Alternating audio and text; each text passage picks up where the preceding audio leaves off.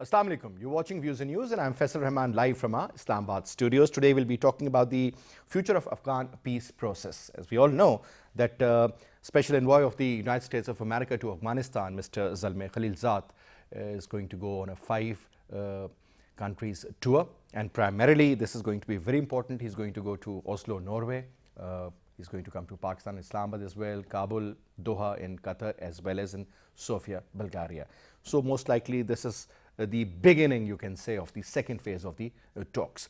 Now, the important points is again about the trust deficit between the Taliban and the Afghan government. And second important area, again, is about the kind of understanding they have regarding the release of the prisoners or certain other factors. And then we are also very keen to understand that what is the current status regarding the talks of the Jirga when we talk about the most important factor, and that is about the bringing in of all the major landlords, leaders, people from various cultures within Afghanistan, whether they are from the Uzbek side or Tajik side, so that they can talk and eventually they can come up with a viable solution for the whole problem. Now, the Americans have also given a tip that by the July next year, 2021, say almost 12 months from now, they will be vacating their troops, foreign troops primarily, who are present on the soil of Afghanistan. Then again, another very important area of discussion is about a report that has been submitted by the United Nations that says thousands of anti-Pakistan militants are in Afghanistan. Now, this is something we'll be talking about in our today's program. Another important area is that militants are responsible for attacking targets in Pakistan, again reported by the United Nations report. And the TTP's members have joined the ISIS affiliate. This is again stated in that particular report. Now, these are the major areas. We have earlier also talked about it, but now we'll be talking about the future course of action which we need to adopt and what exactly is going to go on in Afghanistan and how can we look after the affairs. To talk about that, let me introduce you to our panelists. We have with us on Skype with us Air Vice Marshal retired Ikramullah Bhatti Sahab, who is a senior analyst, and we'll be talking to Saida Dhanak Hashmi Sahiba, foreign affairs expert as well. But let me start off from Air Vice Marshal Ikramullah Bhatti Sahab. Sir, Assalamu alaikum ji. Walaikum. Sir, thank you very much for taking out the time and talking to PTV World. Now, Bhatti Sahab, first of all, there has been a report by the United Nations that suggests and says about 3 important factors. Let's go one by one.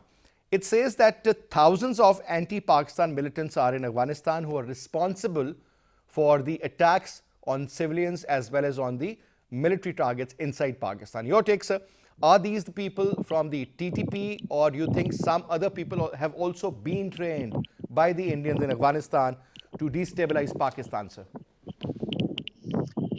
Well, to begin with, Pakistan has been saying this for the last 10 years, that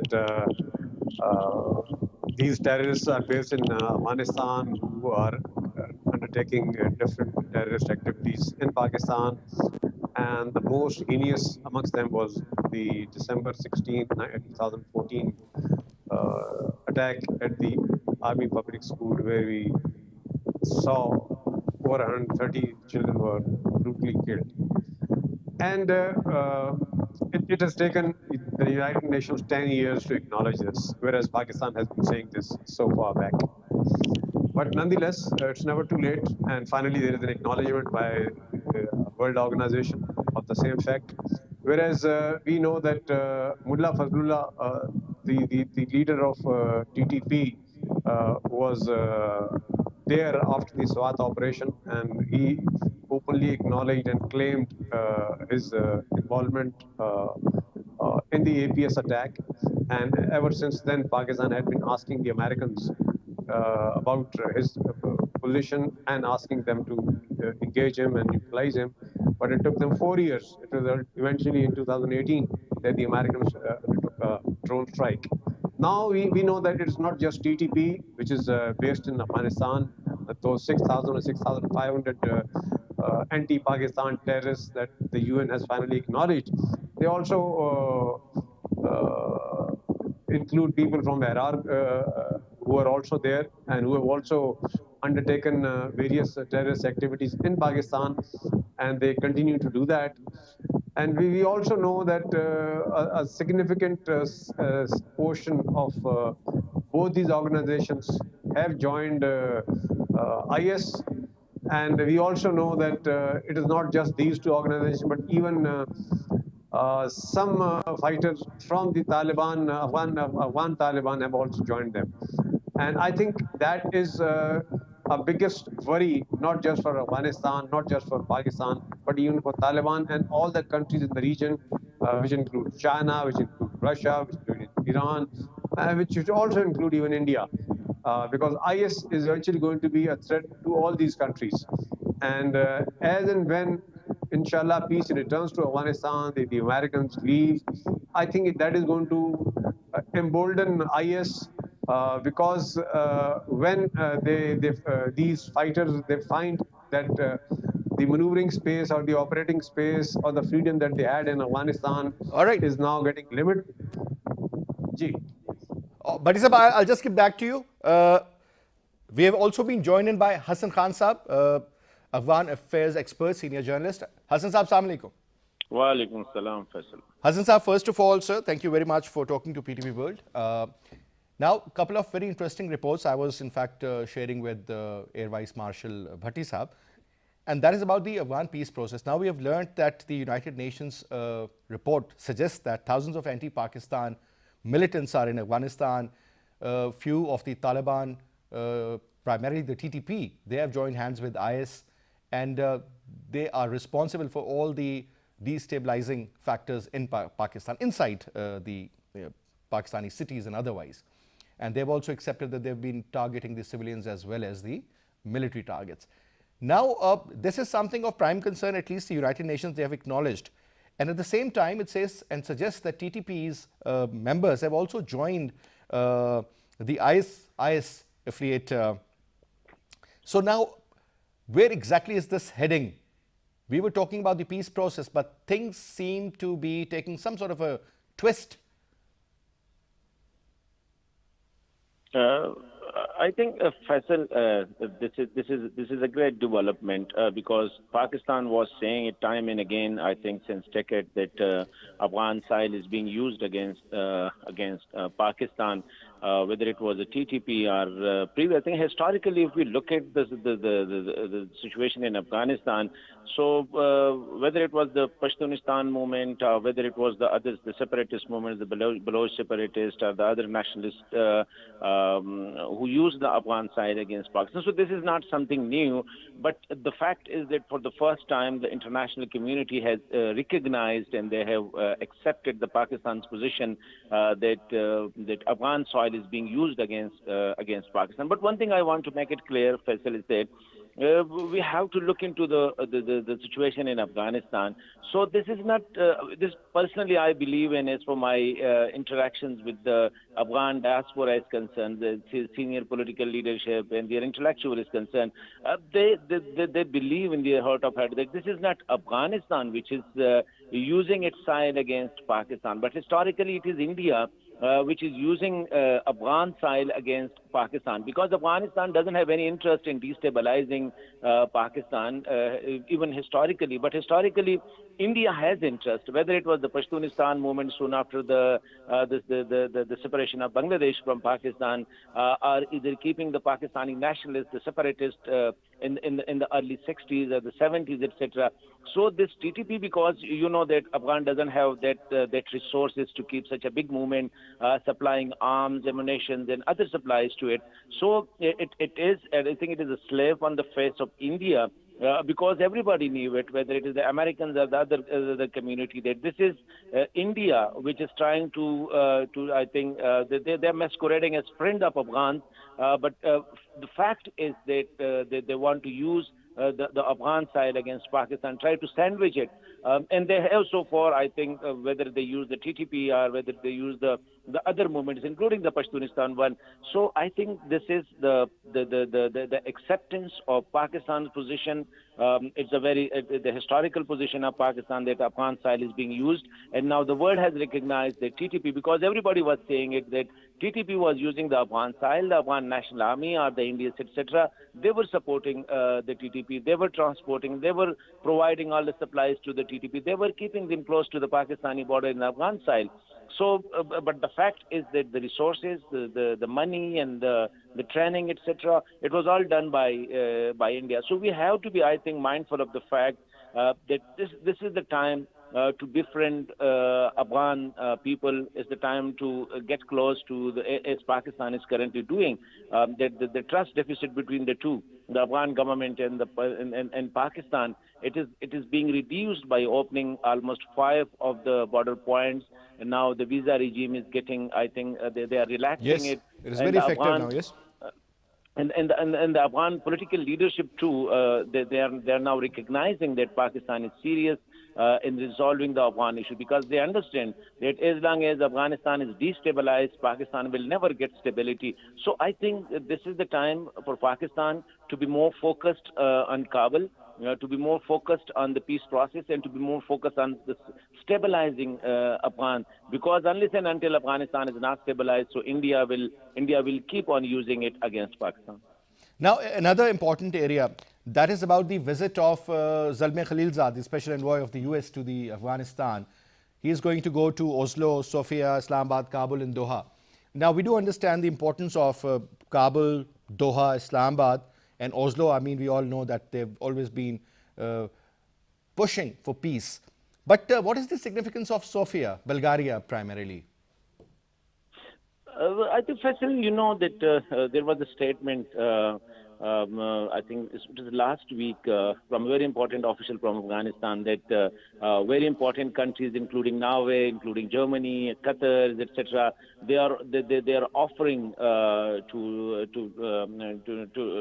offering a venue for the intra-Afghan talks. So definitely, I think Oslo, it is a very important position, because though the Taliban are trying to make Qatar, the Doha, as a point where they want to continue it. But maybe I think this is so far not clear. But Or I maybe think maybe a neutral venue, most likely. maybe, because you know that over Qatar, certain Middle Eastern, important Middle Eastern countries have certain reservation over the use of Qatar as a venue for US Taliban talks. So they are opting it. All But right. so far, I think that.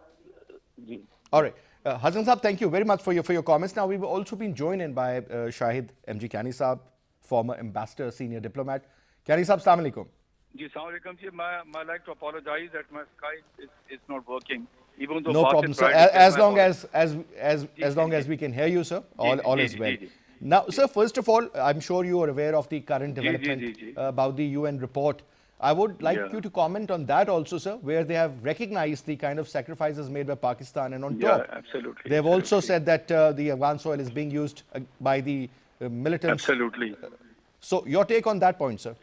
Sir, the thing is, I'm not surprised at all, because for the last now many years that the government of Pakistan has shared with the United Nations what has been happening from Afghanistan into Pakistan, and there is another damning report about India also. So this is nothing new, but the good thing is, at least from the negative thing, is that the United Nations finally recognizes that this is something of which Pakistan has been sharing with the world, with the United Nations, the sacrifices of our people, of our security forces, the continuing, rather, there's no end to it. And that a neighboring country with which we share so many commonalities is unable to understand that they have to rein in these people, do not give space to these terrorists who have taken refuge in their border areas. But the rate of the state is not there.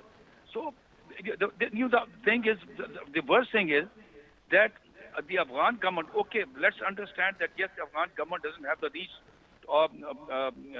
to throw these people out from the border areas. At least they should accept it. Neither they accept, neither they push them out. So this is something, a very big challenge for Pakistan security.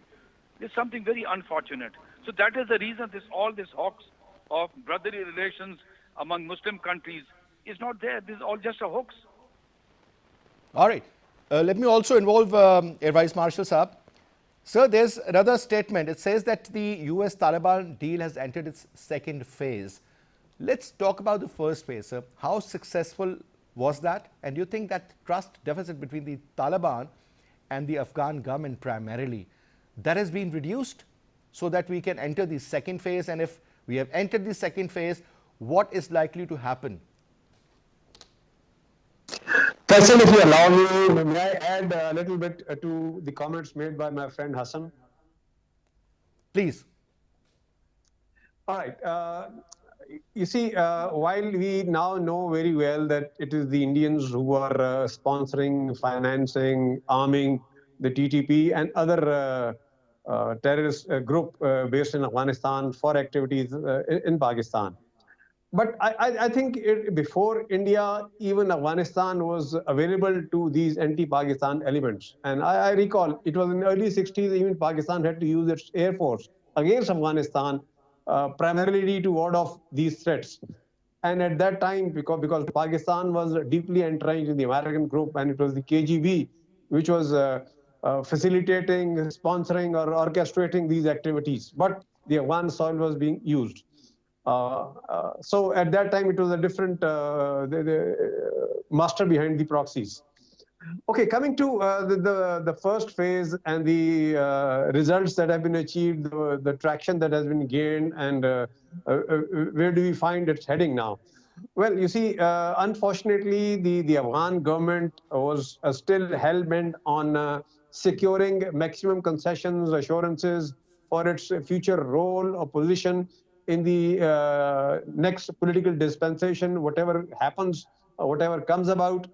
And it was almost dragging its feet so that in the process, it gets more and more assurances or concessions from the Americans or from Taliban. That is why we found that the entire process was to begin with the release of prisoners from both the sides. And the Afghan government delayed it to quite an extent. And finally, they started to release those prisoners. And now a large percentage of prisoners have been released from both the sides. So the entire process has been delayed quite a bit. But what is pleasing to observe is that a definite progress has been made. Some semblance of confidence has been achieved. And now I think the ground is set for the next stage where both the sides would be able to sit across the table and put their proposals on the table and discuss and debate. And as you mentioned a little while ago, the process of Jirga. Well, Afghanistan has been in this state for the last 40 years, 4 decades. And Jirga probably, as my friend Hassan would bear me out, is probably the best institution in their society where the people sit together. They may take days, but they eventually come to a mutually agreed solution.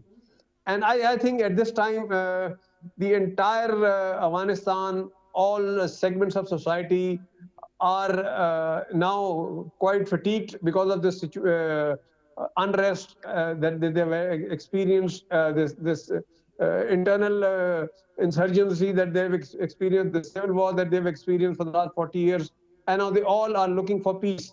And here we have a situation where we can look forward to peace, and we find that the occupying forces, the Americans and their allies, are eventually going to leave in about a year's time, and the Afghans finally have an opportunity to settle their differences, allow each other to coexist. And the Taliban have already committed that they would not like to monopolize in power, so they're prepared to share. Now it's only going to be between the various warlords and between the current Afghan government, the Taliban, and the outcome of that Jirga, which is going to eventually bring about a settlement, a solution, which is going to be hopefully agreeable to everyone, and we'll be able to see peace. All right. We've also been joined by Saida Dhanak Hashmi Sahiba. She is a foreign affairs expert. Assalamu alaikum, ma'am, and thank you very much for taking out your time and talking to us. Walaikum salam. Ma'am, first of all, your take on the development regarding the Afghan peace process. Now they believe that they are entering the second phase. First phase seems to be pretty okay as far as the discussion is concerned. But now the next most important area is the intra-Afghan dialogue. Let's throw light on that.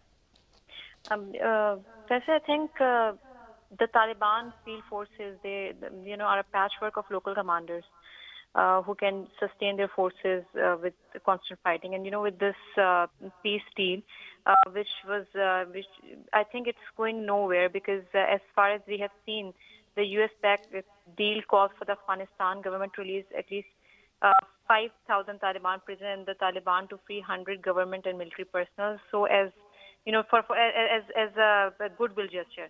But until now, the government is refusing to release nearly 600 Taliban prisoners. So I do not know what they are going to discuss in the next phase. But as far as the current situation is concerned, they have already established their credentials by bringing the U.S. to the negotiating table.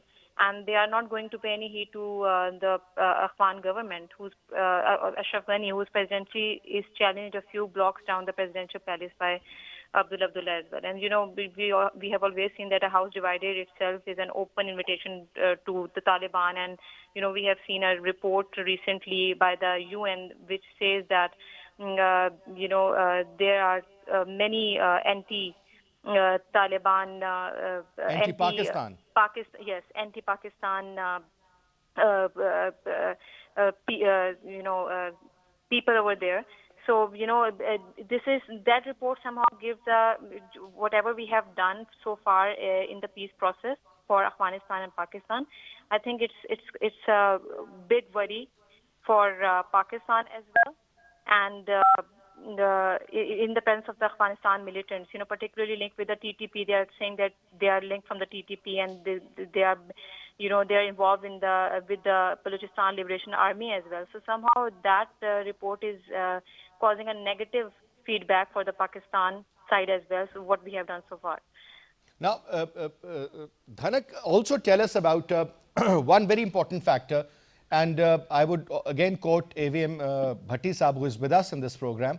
He always used to say that the Afghan Taliban, they do not have any designs beyond the borders of Afghanistan. They want the Americans or the foreign troops to vacate their soil, and they should have proper elections, and the role of the Taliban should also be defined. Now, it seems that certain factions, they have joined hands with IS there. And on top of that, now they have also been recognized by the United Nations as the major force to destabilize Pakistan. And they have been carrying out all sort of notorious activities, whether you talk about targeting the civilians or the military for that matter. So if the ISIS now that is taking in the people from the Taliban, where would it lead? Then I don't see peace prevailing in Afghanistan. Yes, you're very right. The TTP has also took the responsibility for, one of the most horrific attacks in Pakistan that happened in 2014 when the Pakistani Army School was attacked and nearly 140 people were, students were killed. So I think the relationship between Taliban and the Afghan government, it's leading the Afghanistan nowhere. Because Taliban militants have been carrying out attacks despite signing a peace deal with the United States, which in February last time, which was aimed at ending the 18 years war. But we have seen the attack in Logar that is commendable. That as it came amid repeated calls from the Afghanistan government over the past 1 month for temporary ceasefire in the February, so that the officials and security forces could focus on efforts to curb the spread of the novel coronavirus. So, keeping in view all this situation where U.S. is by forward and, has a bigger problem to face than the Taliban and the Afghan peace process that is going on. I think, this somehow shows the lack of trust between the Taliban and the Afghan government since the intra-Afghan negotiations that were going to happen on March 10th. They were delayed due to the political breaking in Kabul and dispute among the varying sides over prisoner swap. You remember that thing. So I think it's the best time for Taliban to strengthen their hegemony in Afghanistan. And as far as the Afghan government is concerned, I think both of them have to. All right. Thank you very much for your comments. Now, Bhatti Saab, I want your comment, but prior to that, I would like to ask Ambassador Saab, about this particular issue that ISIS now is gaining strength, and obviously that is a threat not only to Pakistan, for the entire region. So my question now is, sir, who is supporting them, who is financing them? I remember, I always say this, that Hamid Karzai, the former president, talked about the mystery helicopters and then the support by unknown means to these characters. Now, there is somebody who is supporting them. Maybe it could be any agency or any other spoiler. Primarily, they do not believe in peace in the region. So they are supporting them and they want the situation to continue the way it is. Bhatti Saab, and then over to Ambassador Saab. Well, you see, a couple of years ago, there was a belief that the Americans wanting to continue their hold or presence, especially military presence in Afghanistan, for various objectives. The minerals there, trying to keep a check on China, trying to be present, oversee Pakistan's nuclear program, and to be available in the region to continue their control over the world. But now when we see that the Americans have eventually decided to pull out, then that belief gets changed, because the Americans now, while they're deciding to pull out, they do not need any justification to stay. Earlier on, IS was providing a justification. So we could agree with Mr. Hamid Karzai that yes, there were those mystery helicopters which are relocating these fighters, and which would eventually provide a justification to the Americans that they like to continue, because there is a threat of the IS, which is not just to Afghanistan, but not just to the region, but also to the entire world, because IS has a declared aim which is almost global. So now that the Americans have eventually decided to go back, we need to... That is a global agenda, sir, I understand, but why to target the Muslim countries? Primarily, look at what they have done in the Middle East, in Afghanistan, and elsewhere.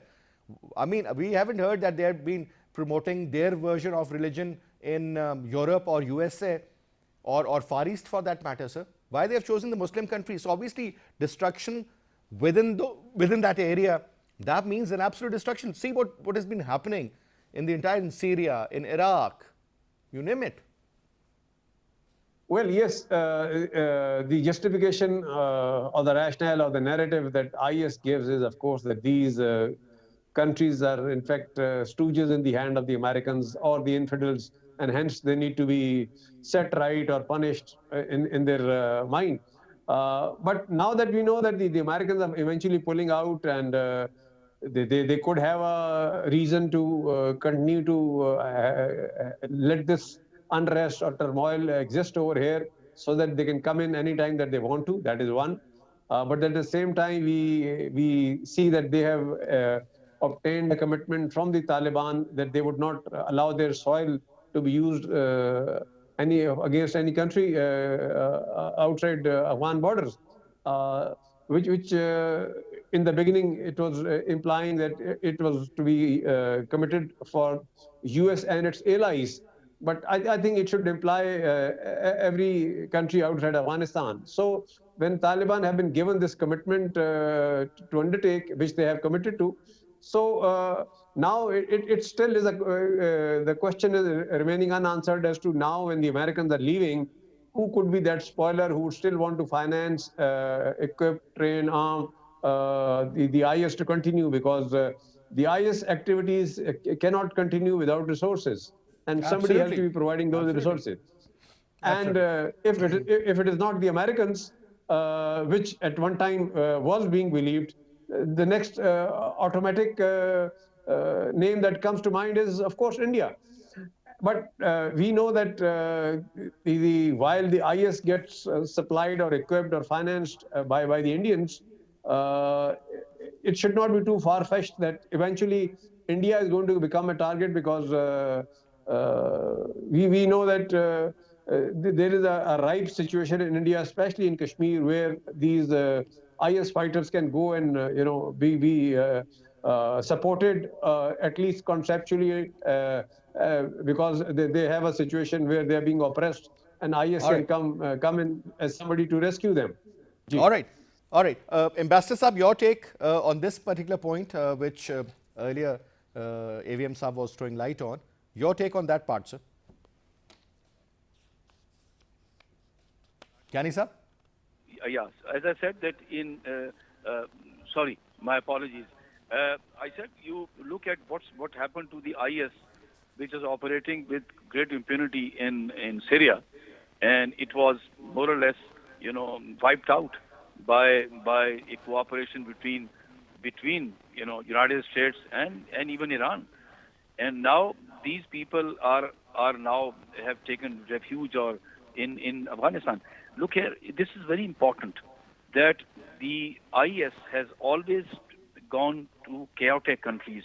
Like you had Syria, then you had Iraq, and then Libya. All these three countries are chaotic, and Afghanistan has been chaotic for the last 4 decades. So they find places here, but who finances them? Look what's happening in Somalia. Now, who are these people? A country which hardly can feed its own people, but there is a group which every second, third day bombs those places, and it's armed to the teeth. Same is in Afghanistan. There are forces working to keep the pot boiling in Afghanistan even after the United States leaves. Who are the countries? Who are the beneficiaries? Who would be happy to see Afghanistan in the same state of affairs that it has been for the last 4 decades? Keep it unstable. Because it is not in Pakistan's interest. Pakistan has been saying, let me just share with you, for the last 1 decade, I have seen the political and military leadership visiting Afghanistan or receiving their leadership in Pakistan and assuring them that we stand for a politically stable Afghanistan. Their people have suffered. So there are forces working to keep it unstable. And it will be, my opinion is that the group of countries which have been sitting together, like Turkey, Pakistan, even India, and other countries and Russia, to ensure that Afghanistan becomes safe, becomes stable. So I think it has to have, in my opinion, a regional approach. Let there be a regional approach to ensure that Afghanistan becomes stable after the Americans have gone. There is a large possibility even that if President Trump finds himself that this is the issue which will give him votes, he will withdraw his forces from Afghanistan. Let's hope that doesn't happen, because we want an organized manner in which the American forces leave Afghanistan. They don't leave a vacuum. It shouldn't be done the way they previously did. But Yes, Ambassador Saab, yes. there's another point. There is another point. If you remember, sir, the Sawat operation and the Sawat-like situation, Mullah Fazlullah eventually ran to Afghanistan, and his father-in-law, Naik Mohammed, he was the person who was looking after the affairs. But this man picked up the weapons and went after the military and all. Now, sir, let's suppose the peace means not to be in war in Afghanistan, unfortunately. But for a lot of other countries, peace has a different definition. But let's suppose there is peace in Afghanistan, and the Americans, they withdraw, say, in another year's time. These people stay there, and what if they make certain pockets in different areas, and these attacks may continue? Then what's the point? You see, Don't you think now that this factor should be made mandatory, that this ISIS factor or the Taliban or their, for example, any sort of engagement should be banned? You see, it is most unfortunate if you look at the scenario inside Afghanistan. President Ghani means his elections have always been controversial. Now he wants to hang on to power at the cost of keeping the country unstable. Now, another very important thing is that the Taliban at this time may allow these IS to continue as long as these forces can force the American forces to go out, because it will be in Taliban interest to see foreign forces move out. And if the President Ghani's government continues not to engage Taliban and not to agree to the exchange of prisoners, this is going to be a serious threat to Afghan's future peace prospects. I doubt very much that that peace can return to Afghanistan more quickly than we have anticipated, because President Ghani continues not to agree to and the Taliban should also show some flexibility if they want peace to come to this country. And when they were talking about Jirga, yes, it's a tribal society in which these elders sit down together to to thrash out as to what will be the future shape of things in Afghanistan after the Americans have left. I think, but that is a very important. Evim Sir would like to comment on that part, sir. The pockets, the Swat-like situation, what we witnessed in Pakistan, and Well- eventually the military had to move in and clear the area. Well, the fact remains that first of all, the Taliban have committed to the Americans that they will not allow their soil to be used for countries around them in the region or in the world. So it is going to be the Taliban's objective or number one, as and when they come into power, that they continue their fight against IS to its eventual elimination. And I think it is, as Ambassador Saab just mentioned, it has to be a regional approach because it is a regional problem. Because China, Russia, Pakistan, Iran, even Turkey, and even India are going to be affected if IS is allowed to live and operate.